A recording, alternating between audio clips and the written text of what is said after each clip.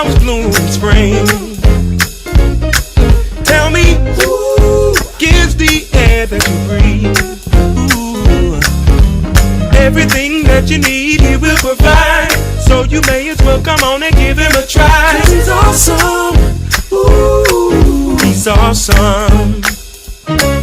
He's awesome. What would I do without him? Couldn't make a move without him. And I don't wanna be without him. He's awesome.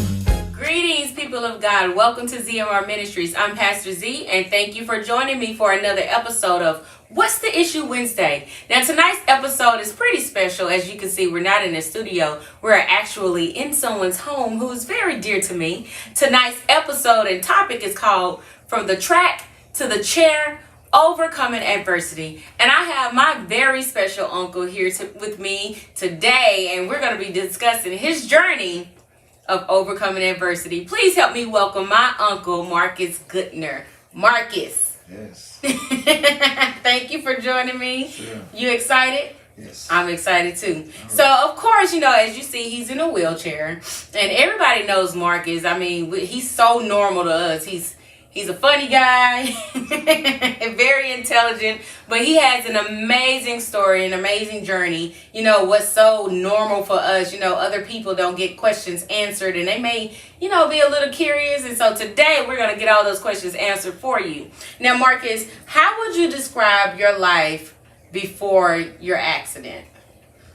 Wow. Okay, so my life before my accident was pretty normal. Mm-hmm. Because I had my accident at 19, so pretty much it was school, friends, sports, girls. So it was pretty normal. Mm-hmm. So lead me up till what age did you have the accident? 19. Okay, so were you in college? Yes, I was in my sophomore year in college. Mm-hmm. So let's talk about that day. That day was September 16th, 1990.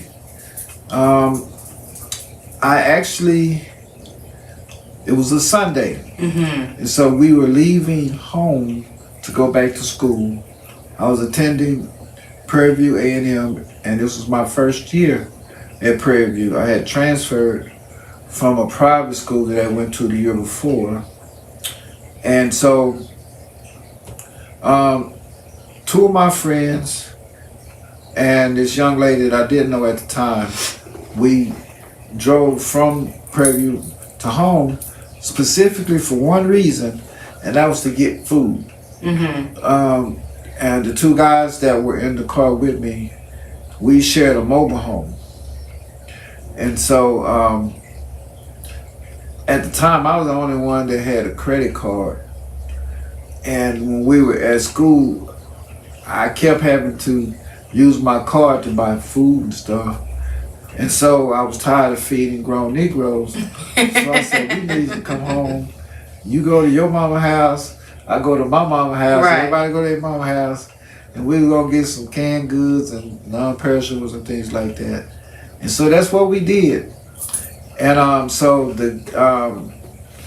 Chris Robinson was the guy who owned the car, mm-hmm. whose car we were in, and it was a two-door Nissan Sentra, so not a big car, but we had it packed with groceries, sacks and sacks of groceries. And so we had just enough room to sit down in where we were seated, because they had groceries under my legs, groceries behind me, groceries everywhere. And so we headed back to school, and it wasn't kind of late for us, but I guess it was kind of late, because it was around 9 o'clock when we left. Mm-hmm. 9 p.m. 9 p.m. And we stopped in Madisonville, Texas, which, from what I have come to learn, is about the halfway point mm-hmm. between Dallas and Prairie View. And we stopped at a McDonald's to get something to eat. Mm-hmm.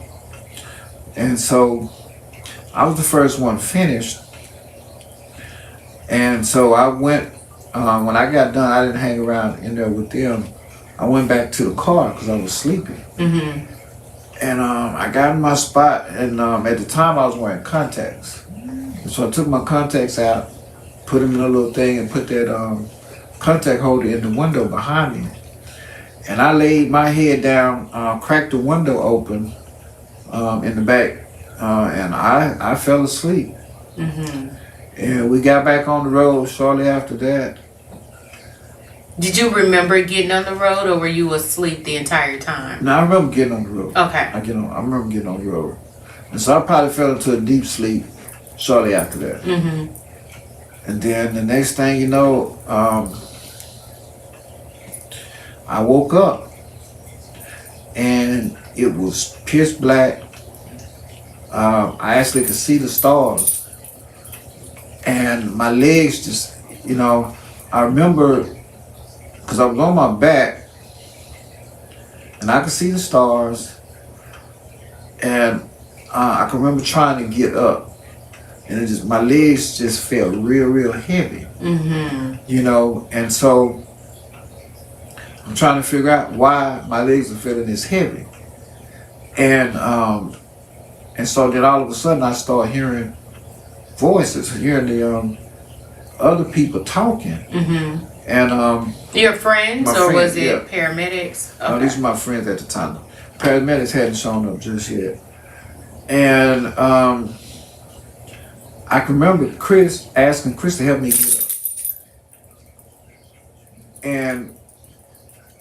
And I also,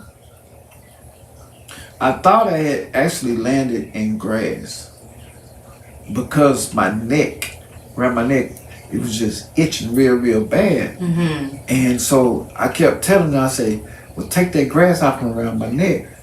Well, actually happened, I landed in an ant bed. Mm-hmm. And so the ants was stinging me. Mm-hmm. And so because it was pitch black, they didn't know. I guess everybody was on, the adrenaline was rushing. And so Nathan, which was the third guy, he told Chris. Now I didn't know this. I found this out later. Right. But he told Chris not to touch me, and that may have saved my life. And so and that's kind of. I was told I was conscious the whole time, but after that I don't remember a lot. Mm-hmm. I don't remember when the paramedics showed up. I don't remember getting in the ambulance. But it seemed like I have vague memories when I was there in the hospital. Mm-hmm. When they took me to the hospital, the nearest place was in Bryan College Station. Right. And so but from here, this is what I've been told. Mm-hmm. But they called my mom, and they asked her where did they want me to go. Mm-hmm. And the closest hospital was Baylor. She said, well, take him to Baylor. And so they actually flew me. I clarified it from Bryan, Texas to Baylor. And I remember hearing somebody say, you're getting on a helicopter. I remember that. I remember seeing orange. And because those helicopters are orange and white. But that's all I remember. Then we got back to Dallas, and when they wheeled me into, I guess, the operating room, I remember seeing my mama.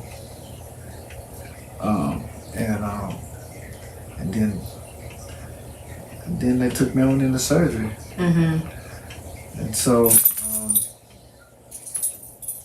that's been 30 years ago now. Wow. Yeah. So I want to go back for a moment to when you said, it was pitch black and you could see the stars. What was your initial thought laying there? I do remember saying to myself, Lord, don't let me be paralyzed. I remember saying that. I don't know if I said it out loud. Mm-hmm. or if I've said it within myself. But again, thinking back, I don't recall ever really even knowing anybody that had been in a wheelchair up until that point, maybe friends or family. And so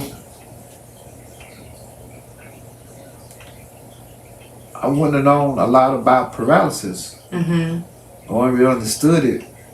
So it was just scary to even take your mind there. Yeah. It was, Yeah. And so, do you have any recollection or in that moment, were you aware there had been an accident, or was it just all surreal? It was surreal. It was surreal. I hadn't thought that, okay, well, why am I on the ground? Right. I thought that didn't cross my mind. So now that, I didn't realize that I had been in an accident. I just knew I was on the ground, my neck was itching, and I was just trying to get up. I just wanted to get up. And so, yeah. So you're in Dallas now, and you remember, going into the operating room and seeing your mother. Do you remember what you were thinking? No. No. No. No. What's your next memory?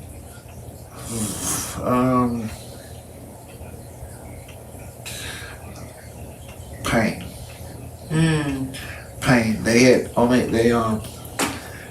had me on this striker frame. And that thing hurt. Because I had something under my chin, I guess. I don't know. But that was some of the worst pain because I had to they would have me on my stomach for like an hour, and then they turn me over for an hour. And when I was on my stomach, I had a lot of pressure on my chin from this contraction that I had on my head. And that was very uncomfortable. So, in that pain, enduring that and laying there, had anyone let you know you're paralyzed? Or did you just think, okay, I just came out of surgery and this is what I'm feeling? Had anybody broken the news to you? I don't remember. I don't remember.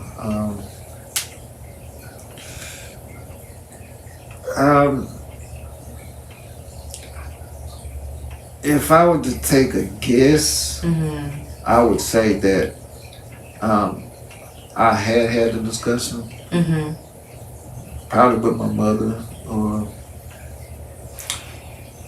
one of the nurses there. I don't know, but I just don't really recall. So tell me about the moment that it really registered. Whether you were still in the hospital, had you gone into rehab, that it just registered with you. I am paralyzed. I'll never walk again. It probably was when I was in rehab. I spent about 30 days in the hospital because it was in October when I got transferred to rehab, to Baylor Rehab. And the incident happened in September? September 16th. Okay. So about a month later. About a month later. Yeah. And so once I was in rehab was intensive. It was like 8 in the morning to 4, 5 o'clock that evening. So you was a full-time job. It was full-time. Without pay, huh? Yeah. So every 30 minutes they had me doing something different. And then we would have break for lunch. It was just like a job.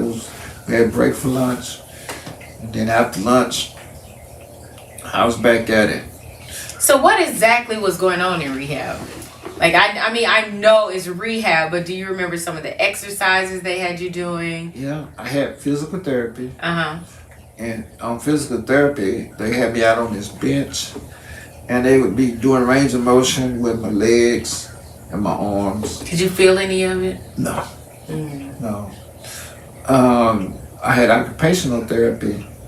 Occupational therapy was helping me get to a point where I could be self-sufficient as much as possible. They taught me how to brush my teeth, how to eat. Again, because I couldn't hold a fork anymore, I had this hand splint. Right. And so I used that to learn how to eat and how to write again. I had this one therapy, neuropsychology, where I would sit with this therapist and just talk about whatever I wanted to talk about, or not talk. Some days I didn't feel like talking, and so she didn't make me talk. But so I had that, had recreational therapy, and rec therapy. Sometimes we watch TV, other times we play cards, dominoes, or they had games that we would play, like Monopoly and stuff like that.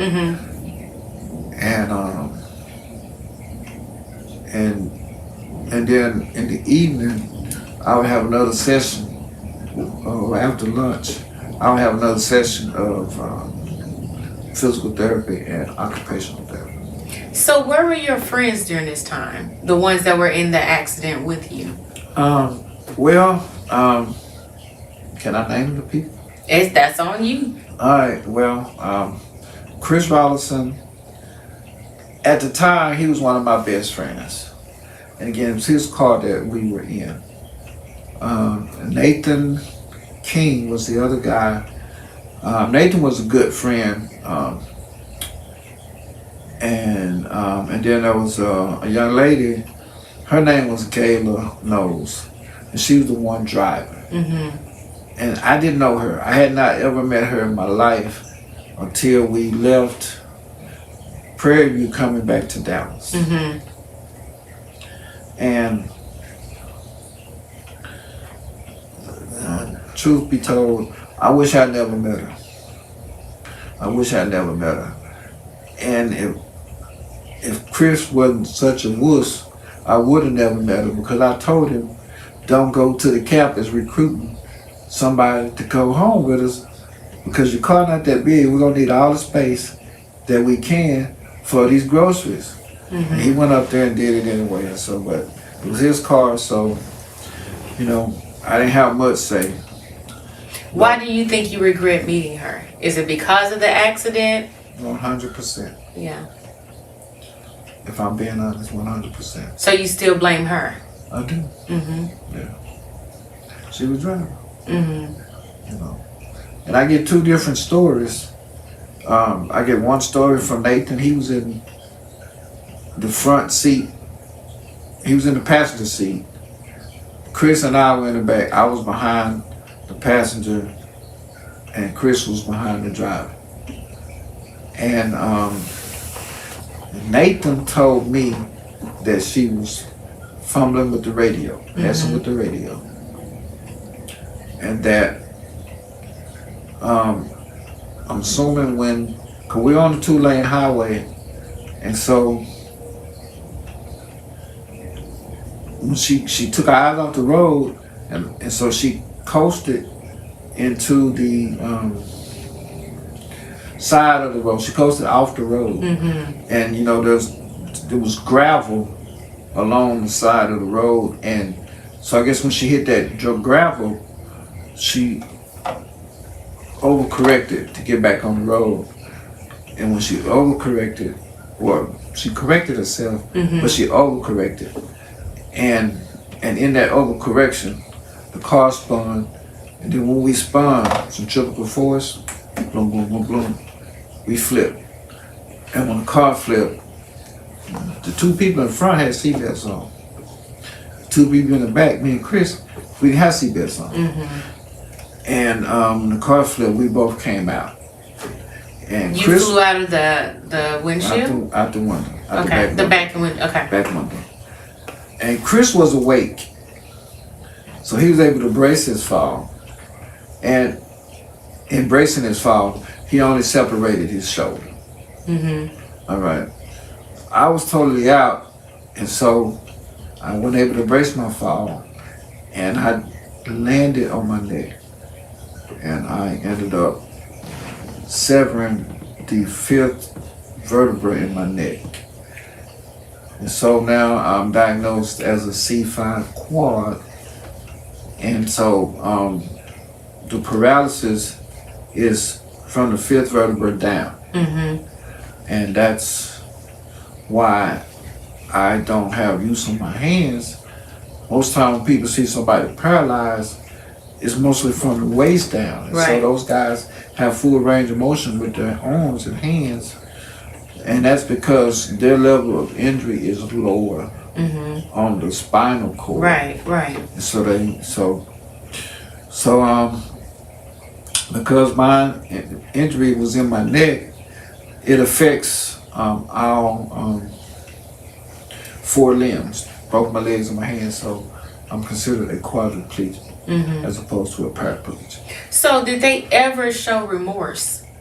Was there ever any apology administered? Did they visit you in the hospital, rehab? Did they come, once you got home to your mother's house? Like, has there been any type of remorse or reconnection of friendship, anything? In the beginning, I was a little salty. I was real salty. And Chris didn't help it. He was my best friend. I knew him better than the other 2 people. And so I expected more out of him than I got. And when he did come to visit me,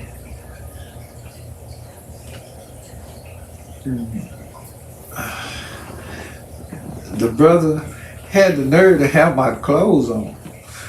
That was packed in the car. No, that was still at our your mobile home. My room, at the mobile home. I had my clothes on, like I wasn't gonna recognize it or something. Right. But I just thought that was disrespectful. And he's sitting up here smiling in my face, and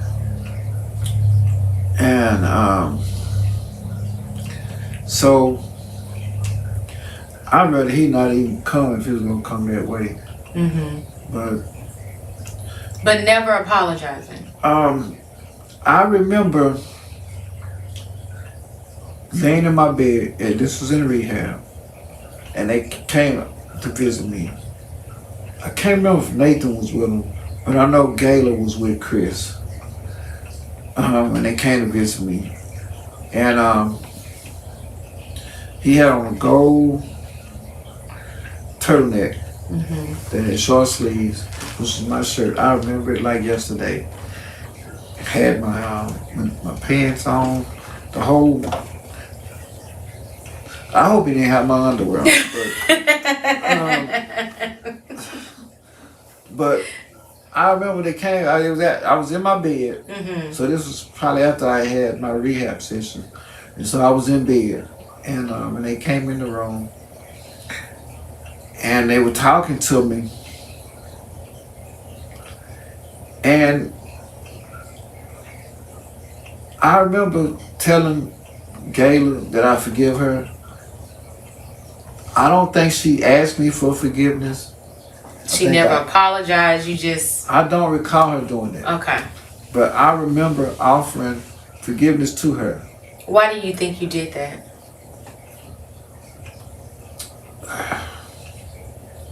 Because you're 19, right? And all of y'all are young, and of course their response to your injury, is a little unorthodox. You would think they'll be a lot more remorseful and regretful, especially not showing up at the hospital with your clothes on. That's a little insensitive. But do you think it's because you guys were so young in age, maybe they were having a hard time processing or, dealing with guilt themselves? That could be. That could be. Yeah, that's a good question. I really never thought about that, but yeah, that could be. I guess I probably would need to give them more of the benefit than the doubt. Yeah. Looking at it that way. But man. Yeah, and it's hard, especially because you say you were a track, athlete, right? Right. And so, did you feel like your dreams were just tarnished? Well, I really believed at first that I was gonna get better. This is temporary. Right. So I really didn't understand totally 100% of what was going on. The reality of your injury. Right. Yeah. I thought I was gonna get better, and so doing therapy and all this other kind of stuff, I thought it was gonna get me back to the way it was before the accident. I was gonna be up, moving and doing everything that I was doing before, and so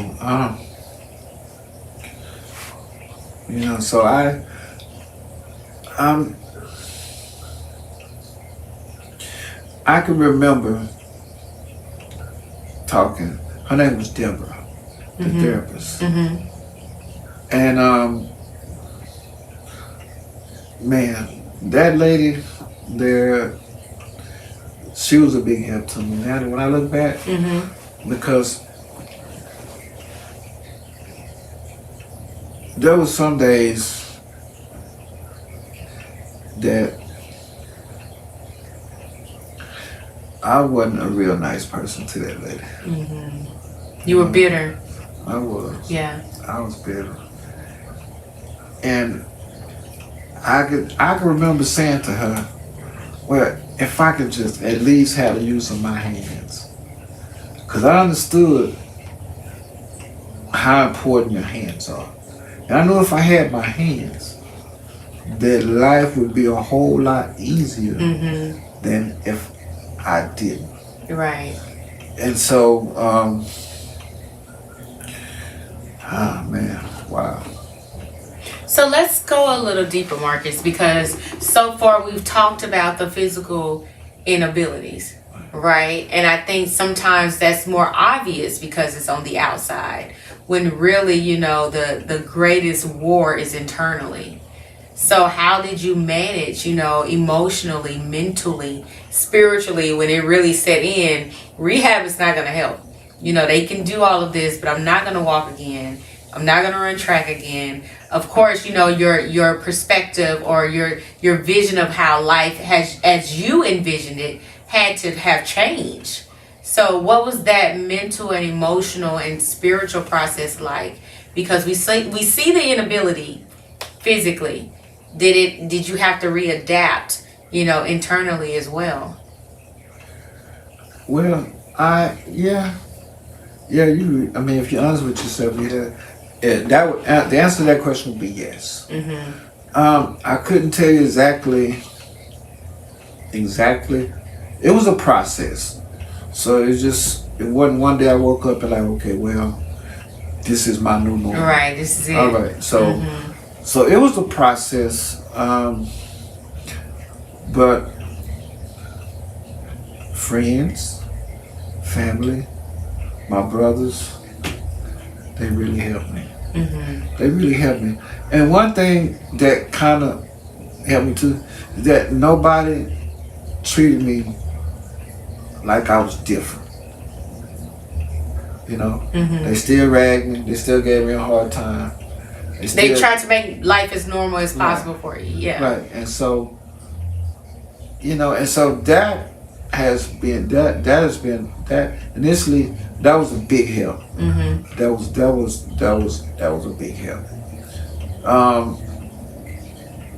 That would be, I guess, mentally, emotionally, how I dealt with it. At the time, I was not a spiritual person. I didn't know much about God. I wasn't raised up in church and nothing like that. So,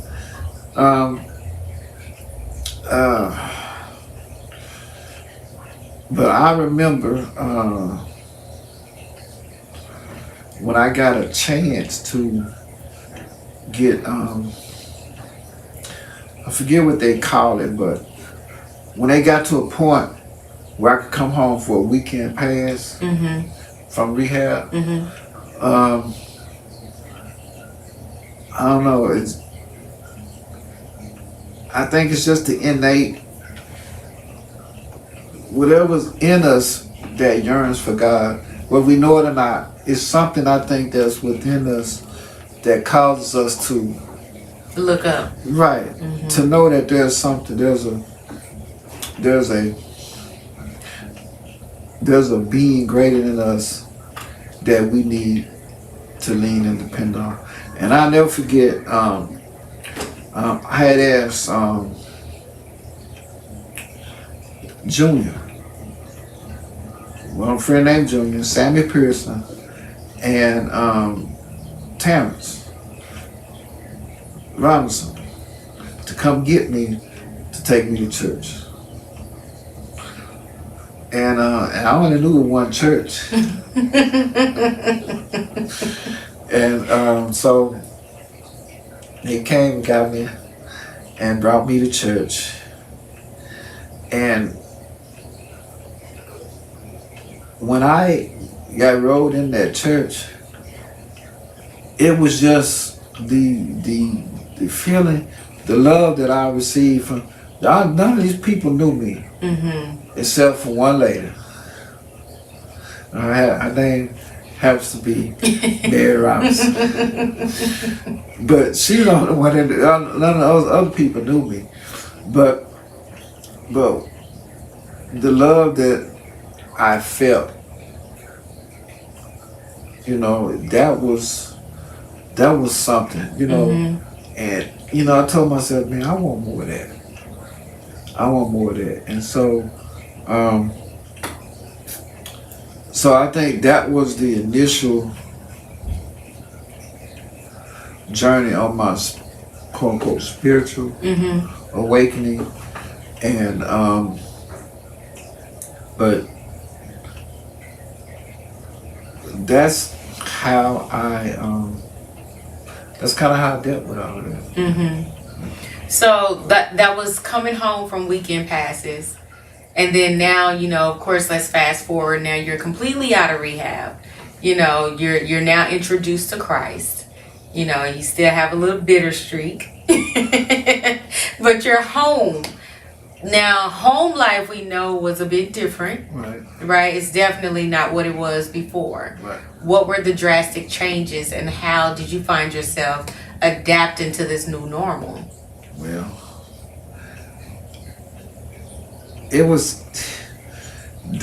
man, home life, the first week or two was different. It was different because I had so much structure being in rehab. Monday, Tuesday, Wednesday, Monday through Friday was 8 to 5. You're on the schedule. On the schedule. Yeah. Saturdays, I necessarily went on the schedule, but I still had therapists coming up, get me up out of bed, taking me into the rehab, and spending time with me. There's one guy named Ken. He was a rec therapist. He would come up on the weekend and take me in the rec room and watch TV with me. He introduced me to NASCAR racing. I never studied. I thought that was a white boy sport, but right. He introduced me to that, and because of him, I now can watch NASCAR. But when I got home, it was actually March the 1st, 1991. 1991, when I came home from rehab. So how many months was that from September? Let's see, I'm counting, y'all. October, November, December, January, February, 6 months. 6 months. Wow. And it was,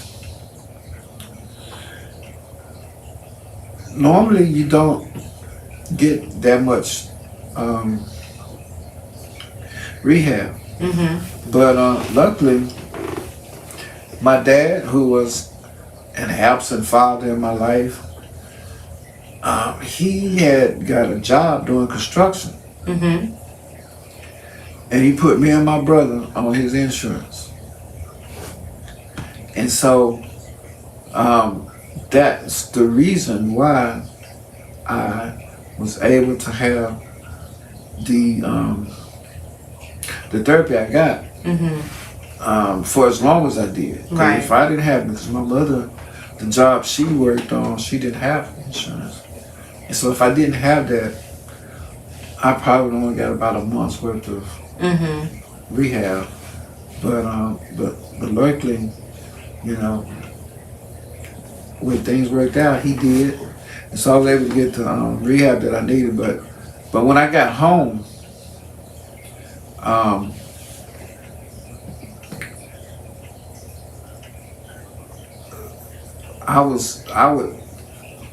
I had a room that had been set up for me, but it was so far from where my mom was, and because I was new to this, if I was scared that if I needed to call her, she wouldn't hear me. And so those first couple of nights, I slept in the bed with my mom, right? And she's so funny.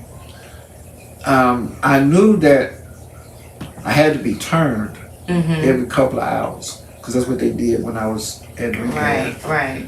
And so I woke up in the middle of the night, and I was like, Mom, she's like, what? I said, it's time to turn me.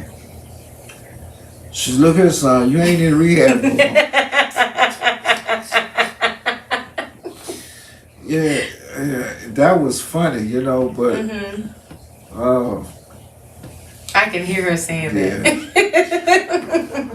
Yeah, so that was a slap back to reality real quick.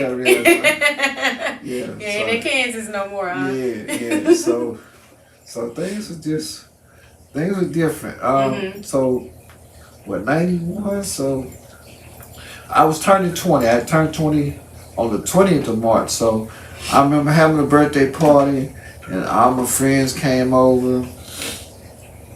You know, I had this birthday cake with my face on. I was like, well, how y'all do that? You know, and you know, it's been a journey ever since. You know, it's been a journey ever since.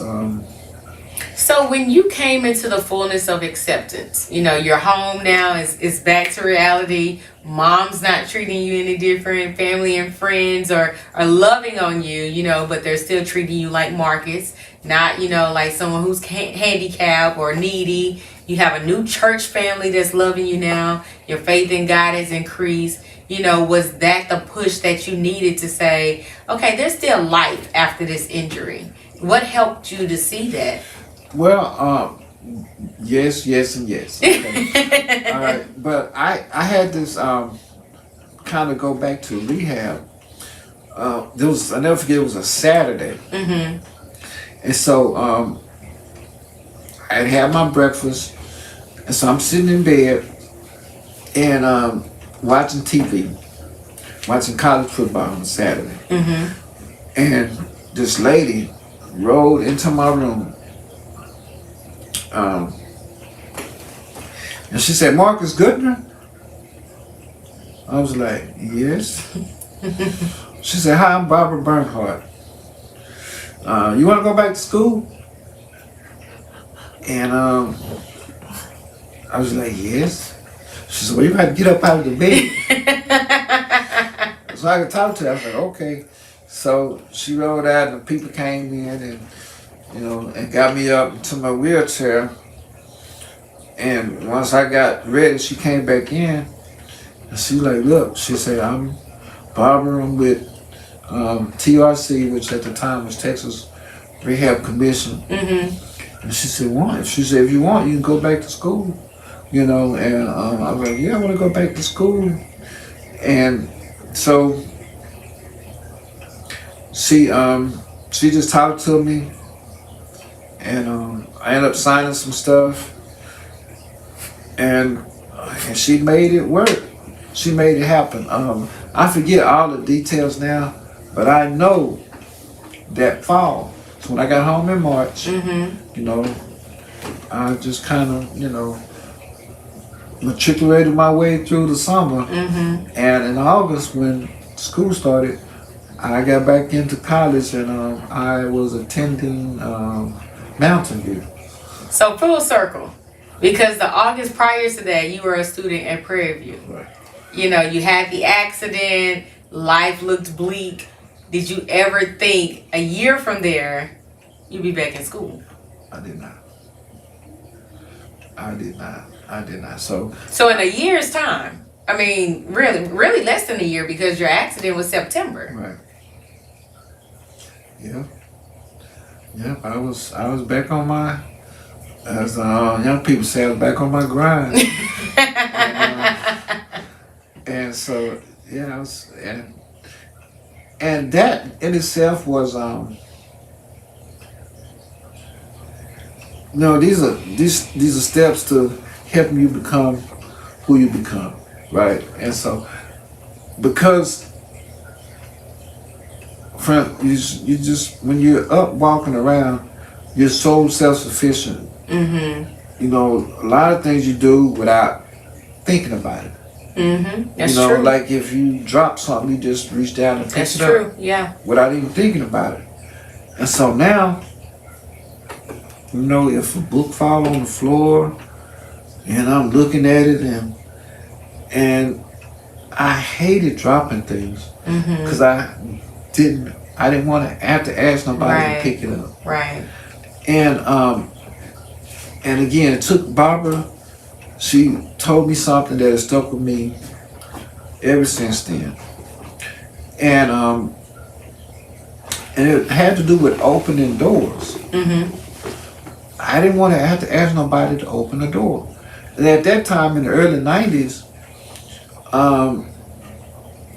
you know, they didn't have a lot of just these self-opening doors. You know, when you walk up to it, Right. it opens up by itself, or a button you can push for it to open up automatically.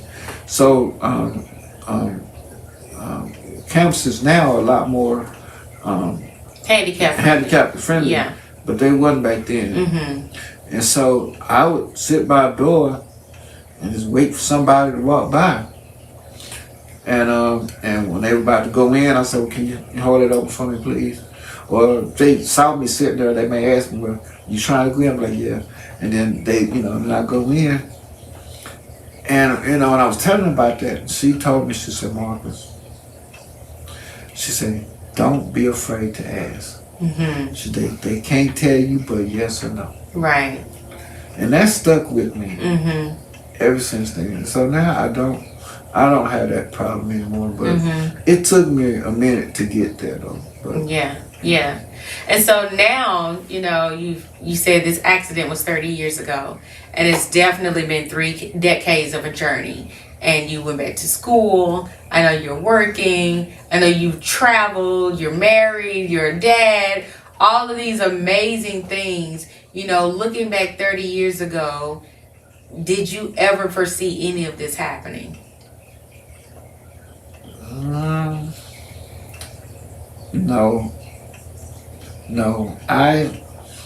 Because at the time, you hope, you want, but there were times where I thought that, some of these things were not going to be attainable because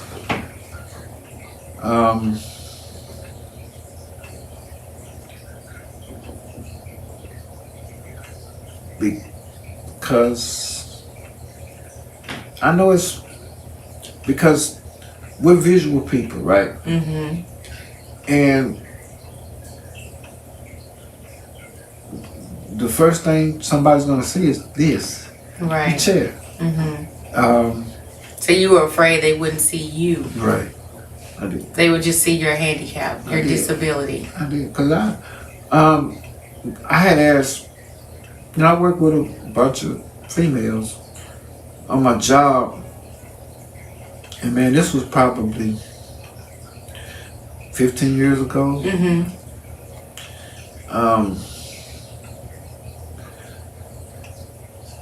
I asked about 5 girls the same exact question, but I didn't let the other ones know that I was asking the other ones these questions. Right. And so I asked him about it different times just to see what the answer would be. And so what I asked him was to be honest with me. I wanted him to be frank with me.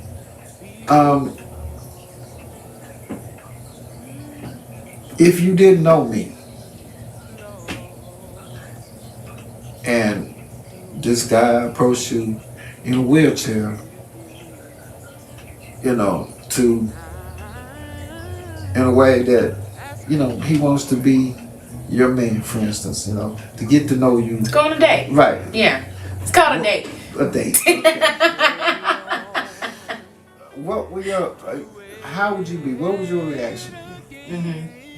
And I did it on the email because I wanted to respond because I wanted to compare answers from all the 5 girls. And what I got back was honest information, but the answers that I got back, and I was bracing for the answers because I had an idea. And the idea that I had in mind is what the answers were that I got back. Which was? Which was that it would be hard for them to say yes. Right. Right? And before the accident, it wasn't a problem. You didn't have no problem in the field with the ladies. Right, that's what he's saying. With the ladies. I didn't have a problem. I wasn't just no ladies man or nothing like that, but I didn't have a problem. Right. And so, but as the years turned into a decade, then the decade turned into a few more years. I'm like, okay, and I always will hear there's somebody special for you, somebody out there for you. And I've known guys that have been in wheelchairs that have been married and whatnot. Actually, I met this white guy named Ben Johnson. When I first met Ben, it was just well past when I had graduated school, but I was trying to start to work. I was looking for work, because I didn't want to be on SSI the whole rest of my life. So I wanted to work. You wanted independence? Yes. Yeah. And so he had came to the house, and I'll never forget, I was in my room, and so when I was talking to him on the phone, I had no idea that he was a quad. Right? And so he said he's going to come over, he's going to be in a white van. And so so my godmother, Mary Robinson, was there with me. That's my ace coon boom. It's my granny, y'all. And so she was, we were in the room, and I don't know, I guess we kind of knew what time he was coming, but she had went up front. Because I guess we saw the van go by a window or something. I don't know. But anyway, I was in my room and she went up front. And so I guess when she saw the door open and she saw this man get out in his wheelchair, and all I heard was, Marcus, come here. And so I heard him come up to the front, and I see this guy in a wheelchair getting out of this van on his own, right? And so he got out, and and then he let the doors up, and he came into the house, and it was just exciting to see. Right, the possibility. That's what it was. Right, and that planted the seed in my head. I said, okay, well, if he can do it, I can do it. And so, and when he came in and talked to us, and I found out he had the same level of injury as I did, but at the time he was married. And so we just talked about that, and he told me that him and his wife had been on a cruise and all this other kind of stuff. And so those things that I had thought about, perhaps in my own quiet time or whatnot. Never shared with anybody, but when I heard him say that or tell me that, brother, I was like, man, wow, so that really kind of gave me a boost of confidence. Right. Yeah. Yeah. That did that. Okay. That there was still life left. Yeah. Yeah, because you put yourself in a box. Right. You limited yourself beyond your disability. Right. And sometimes, we do that because, like you said, you didn't have experience with people who were quads or paralyzed. And so, we only see one side of it. If we see someone out and about in a wheelchair, we don't know their life. We don't know how independent they are, if they're working, if they take trips, if they're married. We're not going that deep. Right. And so for you to be able to see that, it really was an answered prayer. So how did that change, for you? I told myself, because again, at that time, I had two caretakers, which was my mom and my godmother. Mm-hmm. And I wanted so badly to take them on the cruise. But I don't think I was, I don't think I had started working yet. Mm-hmm. I hadn't started to work yet. And so, when I heard that, I said, well, I'm going to take my mom and my dad on the cruise. I wanted to do that. That was a goal that I was shooting for. And I just needed to get a job so I could make some money to save up for it. I didn't know how much cruise cost, but, I just wanted to, that's what I wanted to do. Mm-hmm. And I didn't get to accomplish that goal. Mm-hmm. And so, but I have been able to travel, get on a plane and leave the state of Texas. And so that was fun. And so yeah, it's been, it's good. What I love Marcus is, I told y'all he was my uncle. It's my god uncle, but I knew the Marcus before the accident, and even though I was little, I didn't fully understand. It was like he showed up one day in a wheelchair, and I was like, why he ain't walking? I was like 8 years old, but I remember, going to your house. He's saying my granny was his ace boon coon, but I was kind of attached to his hip. We went everywhere, to the malls. He would take me to the movies. We would go and eat. If he was on the handy ride, I was on the handy ride. Yeah. Then he got his van, and you couldn't really find him because he out in them streets. It's like, when people meet Marcus, they don't see your disability first. And I know earlier, when we were talking, you were saying you were afraid people wouldn't see you. And it's like, as you've journeyed through all of these years since your accident, people don't see the chair first. They see Marcus. And, they have normal conversations, and he's gone to games, and he does everything that anybody else who can walk can do. He's very self-sufficient. What I love about your story is, when we first started talking, even in your mannerisms, you could see, the distress. You could see, just even going back, talking about it, the bitterness that you felt. But as we progressed through the conversation, you could see the smile coming out. And it's because you have found life after what you thought was death. And not a physical death, but death to your dreams, death to your confidence, death to, friends that you thought would be lifetime friends, who became seasonal.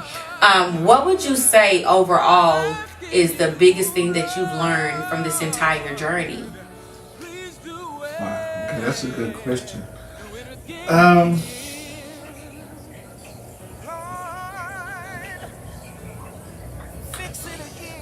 That's a good, well,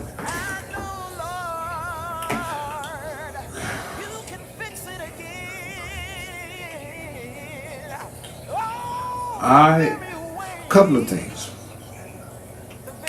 One,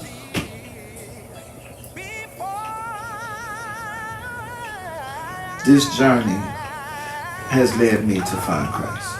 Okay, I don't know if I hadn't had the accident.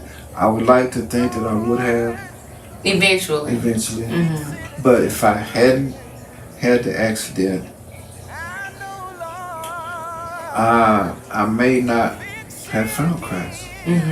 Um, and because of that,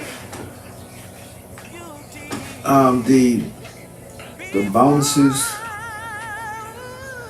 that come with knowing Him, having a relationship with Him, those bonuses I may not have in my life. And it's all because of Him, you know. The biggest bonus that I have in my life is a woman named Mary Robinson. My mom, the lady that gave birth to me, I love her to life, but she's no longer with us.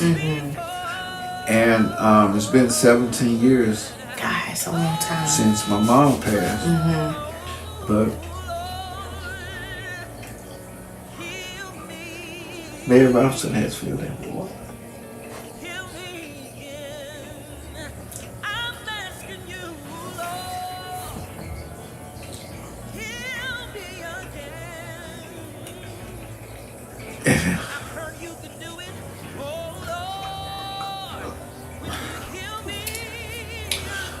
I don't think that I would be alive if she wasn't in my life.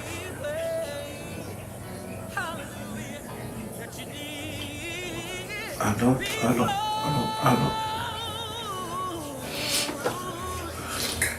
It's going on 30 years since I've had my accident. And I've come close.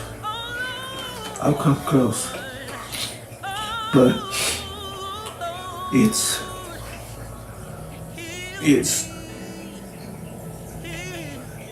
her prayers, her knowledge as a nurse,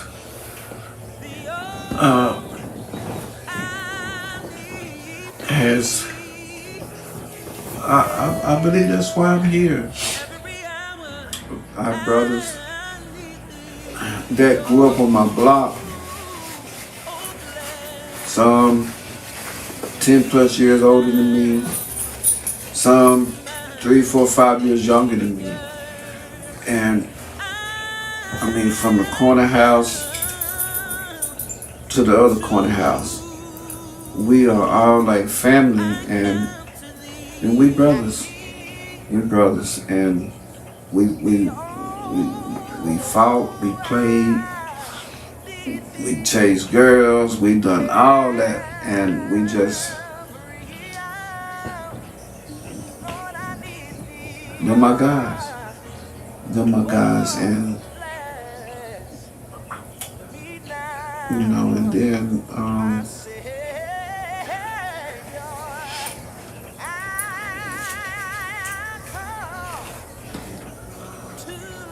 just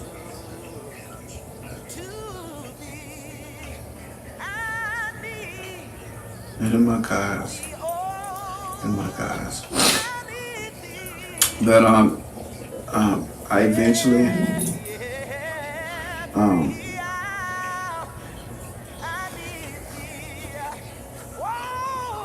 got reconnected with my high school sweetheart. And we then fell back in love, and one thing led to another, and now we're husband and wife, and she has 3 children, and so you know, I now have a family. And looking back at 19, 20, 25, 30, I wanted that, but I didn't know if that was going to happen. And so I'm now 49. 49. 49. God bless, say the same. And what, 5 months? March. I'll be 50, big 5-0. So you might have to get on a plane and come back and see us, because we're going to do it right. If Corona is over. Yeah, Corona. Yeah. We gotta get Corona up out of here, yeah. But yeah, so my wife has been a blessing. And she has been another bonus in my life that, again, I didn't think that would happen, but it did. And again, all of these things, I believe, are because of God, because of Him. So when it's all said and done, if you could do it all over and the accident never happened, would you take that life over the one you have now? Oh, Zaya. Oh, man.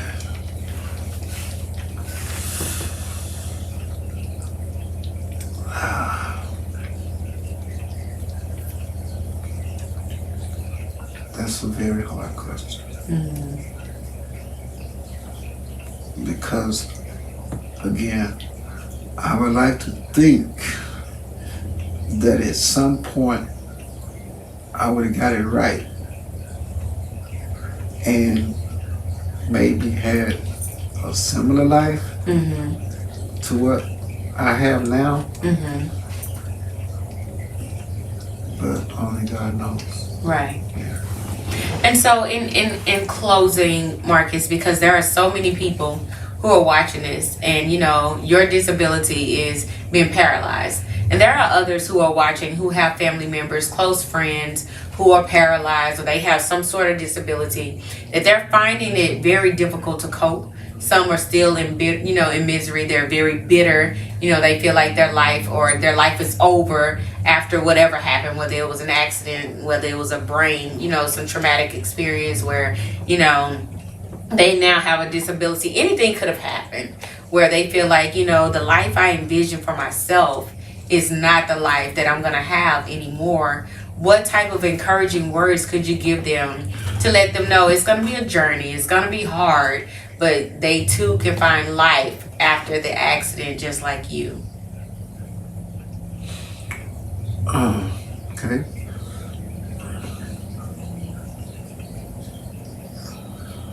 Well, to anyone out there who's struggling, what if you have a disability or not? There are a lot of people that walk around with quote unquote no physical disabilities, but are trapped in their own minds for whatever reasons there may be. I just know for me, and I know if it happened to me, then I'm not more special than anybody else, right? So, but again, once I had a Christ-centered life, once I got into church and started learning about what church is, and then finally accepting Christ as my personal Savior. Once that happened, I think that's when those bonuses in my life started to unfold. Again, it wasn't overnight, but as time progressed, then things that I wanted to happen started to happen. And so, like I've always, again, like I thought I wanted to take my mom and my dear on a cruise. Well, unfortunately, my mother died before I could do that. So I knew then, I said, well, I got to put all my energy into my dear. And so the first opportunity I got was to take her to Vegas. You know, that was kind of unplanned, you know, because there was somebody in Vegas we were going to see. You know, my little brother Derek, which is your cousin, right? Yeah. Your first cousin. Yeah, and so we went to go see Derek because his health wasn't too good at the time, and you know, so that was kind of unplanned. But anyway, we got down there and saw him, and I said, "Well, I want to do something. We can just get away for a week," and so I took her and her road dog. Aunt Linda. Yeah, we went to Chicago, and we had a good time, had a blast in Chicago. And so, but then that just let me, you know, that kind of gave me the juices to know, yeah, I could travel, I could do this, you know. And so, I hadn't been on that cruise yet, so I'm still looking forward to that. But so, like you say, after all this Corona stuff is over with, you know, we gotta get on that water. Gotta jump on it. Gotta get on that boat, yeah. And but I would encourage anybody to seek out God for your own self.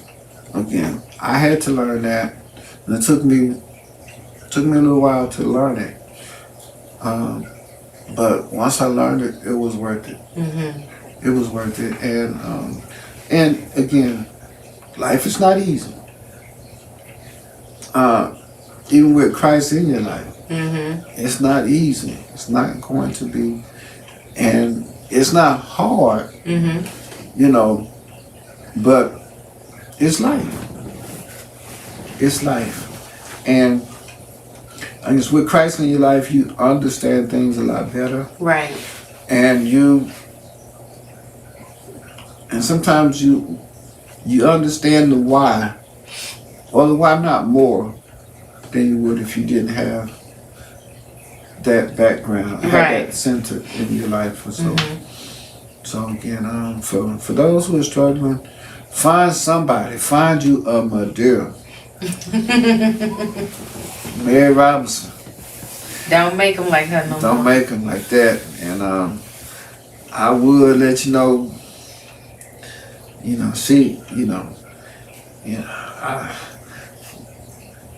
I'm a little bit selfish. So it's a little hard to share her with too many people. You know, Pam. But it's a little hard to share with too many people. But God, but in all honesty, I mean this with my whole heart. But if everybody had a Mary Robinson in their life, this world would be a lot better than what it is. And I totally agree. Mary Robinson is my grandmother. She's actually here, walking around, opening closets, you know, grabbing paper towel. Yes, I'm putting her on the spot.